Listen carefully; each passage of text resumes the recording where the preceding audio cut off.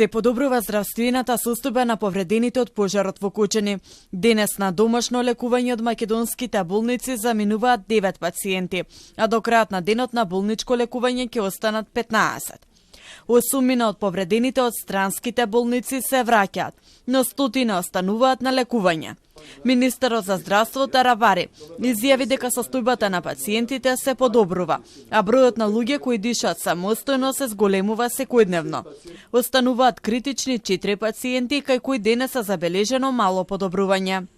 Генерално сите пациенти се во добра и стабилна состојба, освен 4 пациенти кои што беа критични и продолжуваат да остануваат критични, меѓутоа критични кога велам денеска се малку подобро, вестите дека тие критични се малце подобро отколку што биле вчера.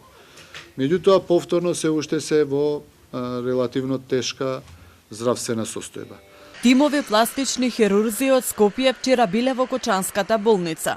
Утврдиле дека има добри услови за работа, но нема кадари потребни материјали. Сега се подготвуваат материјалите и тимовите кои ќе одат таму да прават прегледи на пациентите со помали изгореници.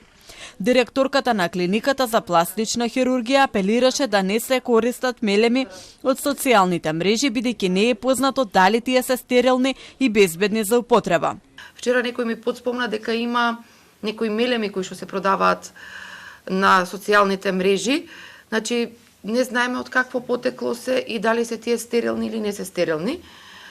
Да апелирам затоа и со Министерството за здравство се овие групи и на доктори, тимови кои што ќе ги праќаме, кои што ќе одат во Кочани, за да можат тие пациенти сите да се третираат во стерилни услови со материјали кои што се стерилни, за да може тие инфекции да ги намалиме и да ги сведеме на минимум. Вчера во земјава се вратија 5 пациенти, еден од Атина и 4 од Шпанија. Сите беа прегледани на токсикологија, каде што добија соодветна терапија.